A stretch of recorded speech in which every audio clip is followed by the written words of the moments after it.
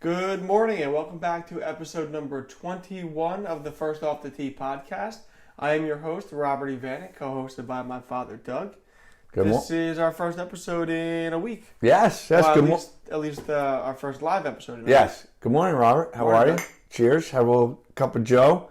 Yeah, it's been a while since we actually did it live, right? We had the broadcast with JT, which was awesome. I don't know if you guys haven't seen that. That's unbelievable broadcast. Yeah. Before we get into it, this episode is, of course, brought to you by Advent Golf. Use code ROBEVG10 for 10% off your entire order. Details for the promotion will be in the video description. So we had JT's episode aired last Thursday, a week from today. Yes. Yeah. And this Monday, we didn't post because we were all over the place. Yeah. Because of the golf outing.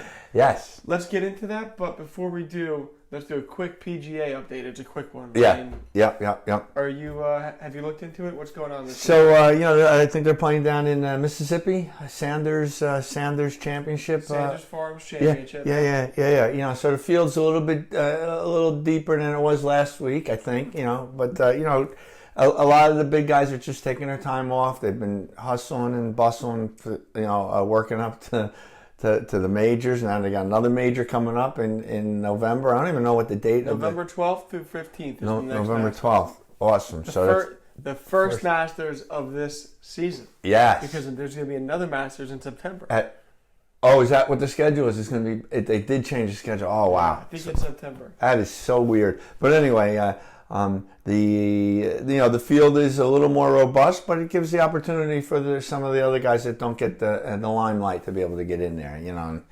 We talk about these are just second-rate golfers. I go, I laugh when I say that because they're freaking awesome. Yeah. To play anything near what they play, but when you get those big dogs in there, it's just amazing what the next level of golf could be. There's levels to the game, and it's those top 50, even top 15 guys that are just... It's just crazy. The only way that the rest of the field has a chance of winning is if those guys aren't playing or the guys that are playing are off their game. Yeah. Because when those guys are on, there's nothing. And it's like you don't even talk about the guy who's number 15, and he's unbelievable. Yeah. I don't even know who the 15th guy is, right. But it's that's really good. But a good opportunity for these guys to get out there and play. So probably won't be able to see too much of it. I'm going up to Mike's place, so not much TV going on during the day up there, but maybe a video or something at night. So we got a new coffee press. Oh, we got a lot of stuff to show today. We got a lot of props today. So tell us about the coffee press. So the new coffee press. So we had the old coffee press, and it was glass. I still have it, but I went camping last week with the big cat, and I'm like, I need a coffee press for camping that I can pack in. So I picked up this metal one, and it happens to be insulated too. So nice. the coffee stays relatively warm. It's not super insulated, but enough before you can drink the 3 or 4 cups that are in there. Well, it makes a good cup. So. It does make a good cup, so cheers to the new Joe Cup. Okay, a couple other toys we have on the set. Alan J. Anderson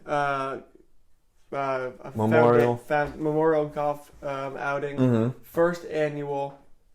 It was this previous Monday. We were both there. We both played. First off, hats off to the organization and the team that put the outing together.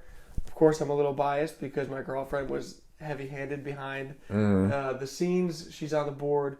But you know what? For a group of people who've never played golf before, not that you need to play golf, obviously, to run an event at a golf outing, but it was their first ever event. That none of them have event planning experience, and they just kind of put it together, and I thought it went flawlessly. It was an awesome event, and thanks again for that team that put it together. So and we had what a great day. I mean, everybody was looking at the weather, maybe some rain. It was a little dark at the beginning, and then the sun came out. It was a beautiful day.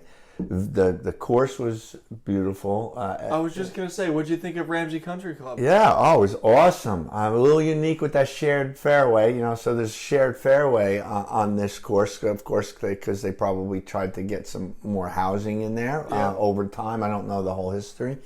But Having the shared driveway on a shotgun start's tough because then you're struggling with that share. Of course, if it's a normal play and you got enough time in there, it's really not that big of a deal. There's a little bit of a bottleneck. It was holes number 6 and 9. They share the same fairway, but in opposite directions. So hole number 9 gets the right of way. So the hole 6 always was a bottleneck. Yeah. And a shotgun start where about 9 of the holes were doubled up with groups. There was a little bit of a backup, but you know what?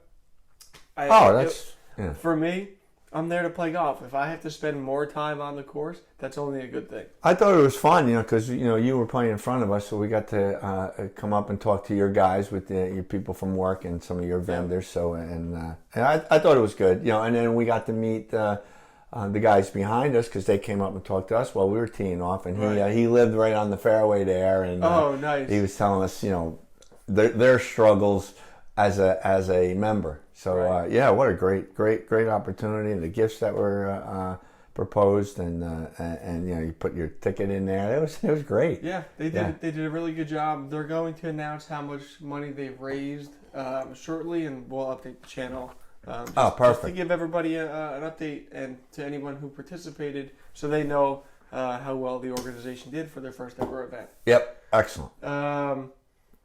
You mentioned the prizes. Mm-hmm. So I mentioned a couple episodes back, Dana needed me to come, and they had to spend $1,500 at the pro shop. Right. In prizes to raffle off. I said I was like a kid in a candy store. Take one of these, take one of those, take one of these. So I knew what was at stake. Yes. I bought $150 worth of raffle tickets because I was heavily going after one specific item. And I won it. Wow. Let me see. I got it right here. Ooh, look at that. Odyssey Triple Track number 10 putter. So it was funny you say triple track because I didn't know what that meant. Now, of course, I kind of get it.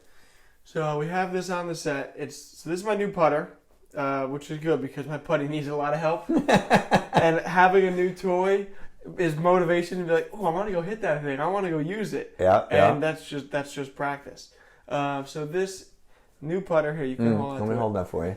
So that's a triple track with these 3 lines on it, right? Yeah. So I'm going to explain what that means in a minute. Okay. So this putter here, maybe you can you can lay it right there. This putter looks very much like the TaylorMade Spider putter, which is the putter that Rory McIlroy uses. That this year I was like, damn, I want that putter. The Spider's like $500. I'm not doing that. This thing is like, I think it's like $300 in store. I'm like, I'm not gonna buy that. So I was just gonna stick with whatever. Right. But luckily, I had the chance to win it, and I did. So awesome! I love it. I love the style. I love the feel. I want to try it. So the triple track is this new system that Odyssey implemented, TaylorMade rather. Well, Odyssey is owned by TaylorMade. Right. So these 3 lines on the top face of the putter match up with the 3 lines that they print on specific balls that have this triple track technology. Right. So the idea is, this is just a more robust line that you use to line up your putts. The vice balls I play have a line, but it's just one single line. This is the triple track, so it's 3 lines. And the idea is you line up your ball exactly where you want to hit it, and then when you address the ball... those 3 lines line up exactly with that. They line up exactly. So I don't know if it's going to do anything. It looks cool. Yeah. In theory, it sounds like it's going to do something. But at the end of the day, I'm a big believer in it's the magician, not the wand, who creates the magic. So who knows if it's going to make me putt better. I think just because I'm excited about it, I'm going to want to use it, which in turn will be practice, which I severely need on the putting green. Yeah. So I think I think my putting is going to be improved regardless, just because I'll be putting more. But that was a cool toy. That I think it's cool, and then I think when you do putt, and because of these robust lines, you get to see if you're hitting it straight or if it's giving you that wobble. If you're a little off on the ball and it starts doing that, so it kind of gives you that instant feedback, which may help over time. I agree. It is a good training aid with these 3. So if you hit the ball flush and it's moving smoothly, you'll see a nice rotation of the ball. Otherwise, Yeah, you if get the it line is all over the wobbly. place, you know you didn't hit it right. And just to correct you, not if I'm wrong or not, isn't Callaway owns the Odyssey, not Top Flight? I think you might have said that. I thought I said Callaway, but that's yeah, okay. but it is Callaway. It's I think Callaway owns Odyssey. I think. Well, I mean, I don't know much about the business side. Well, they do, of course. That's why. That's why the lines match up on the Callaway balls. Cool. Right. Excellent. Yeah. Awesome. So I'm excited for that, and I heard you hung out with Dr. Joe on Friday. Oh boy, you know what? Talking about Dr. Joe and Zen Golf. Of course, we had the podcast with JT, and we did a couple little talking about that, and then he mentioned about Dr. Joe's meditation podcast. So I did that on Friday, and that was amazing. And I don't know if you've ever done a full-on meditation with someone who is guiding you to it. And I think the whole concept was, and I don't know how long he's been doing this meditation. So there weren't that many people. There wasn't 100 people. It was like 10, 15. And he was teaching you how to do your own meditation. Because at some point, you want to sit there and be totally on your own doing it. But the beginners need to be guided and maybe not need to be, but it helps to guide you. And it was pretty awesome because he first did like 20 minutes on grounding, like knowing where you are, being in your space. And, as he gets you into the meditation process, he's, guiding you, thinking of this, think of that, get everything out of your space. And, and it's all leading up to grounding yourself, but ultimately, how do you use this on the golf course? I mean, because that's what it's all about. That's what that's why we're into it, right? But you could take that. How is it into anything you do in your life? Any activity that you're gonna do, you can take this and go from there. So you did the grounding exercise. It was 20 minutes or so. So that was fun. Then he got into.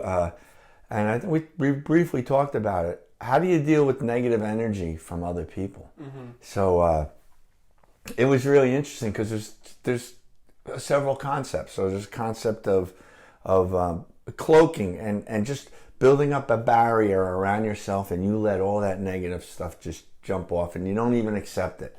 Well, he went 180 degrees the other way, which was really pretty interesting. And of course, if you're into that Zen, he says, open up and let all that negative energy come in because you want to help that person. So you say you're negative, and I'm not saying just on a golf course. I mean, golf courses a little bit. I'm talking. He said, bring everybody that you know, bring them into a circle, bring everybody that's got negative, and let it all come into you. And then he wants you to clean it and push it right back out to them. I was like, whoa, man. Yeah. So, but, so honest and clean and genuine.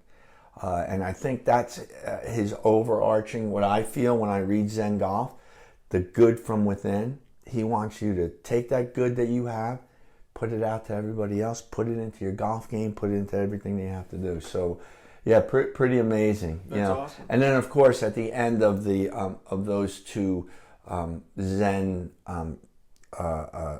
things that you were trying to do, then he got into golf, and some golf questions came in. How do I do this? And how do I get that? So it was really cool. Did you have a chance to ask him any questions or talk to him? So I didn't ask any questions. I was a little nervous.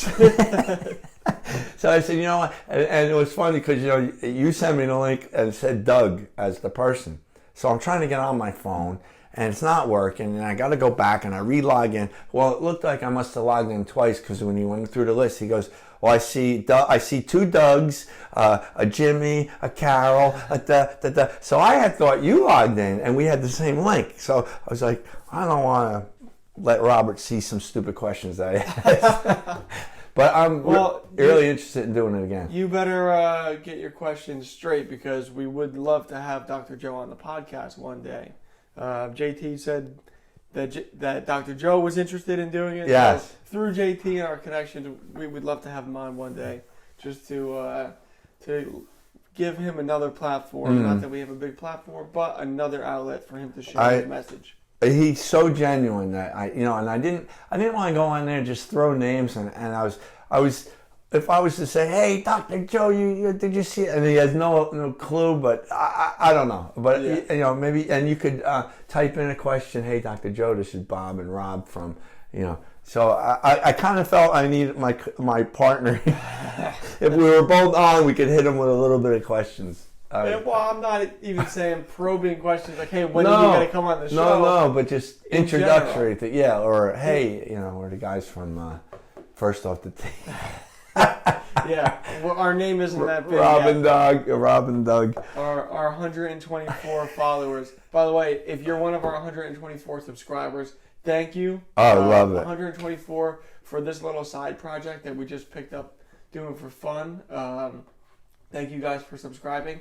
If you're watching this or have watched multiple of our episodes and you're not subscribed, do us a favor and hit that subscribe button, because it lets us know that you're liking the content, and we'd like to have you guys subscribe. Yeah, that's awesome. Yeah. That is pretty awesome. Okay, 1 minute and 42 seconds left. Wow. New set. We're gonna go no timer on the No timer on the set? Okay, good. So just a quick update. So 1 minute and 30 seconds. Are you playing golf this week? Do you have any plans? Yeah, not this weekend, but next week coming up. I've got three tee times: Monday, Wednesday, Friday. So Monday might get kiboshed by a vendor asking me to go to Fiddler's Elbow, and then the Big Cat asked me to join his tournament on Friday. So I'm actually open to Wednesday at the county course, and I think I've got Tom lined up to play at Sunset Valley. So I'm actually looking for two golf. Anybody want to play golf on Wednesday? Give me a call. 12:50, I think. Comment down below if you want to play golf with Doug. I want to play golf with Doug. I got an opening for two. Yeah, I'm totally serious. You got somebody who wants to play. Say, I'm in.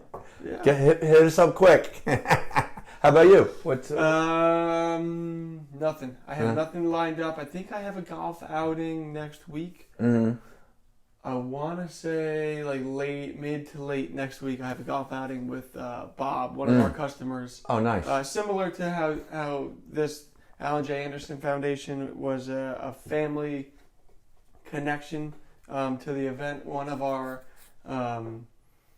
customers who's a big fan of tour and gives us a decent amount of work. They have a family golf outing. They asked us to participate, and of course, we're right there. Nice. So Bob and I are. There it is. Look at Bob that. and I are going to be playing late next week, but we'll cover that. Perfect. In next week's episodes. Excellent. Very good. Hey. All right, Doug. Enjoy. Have a good week. It's good to be back. Episode 21 in the books. Nice. Have a good week, everybody.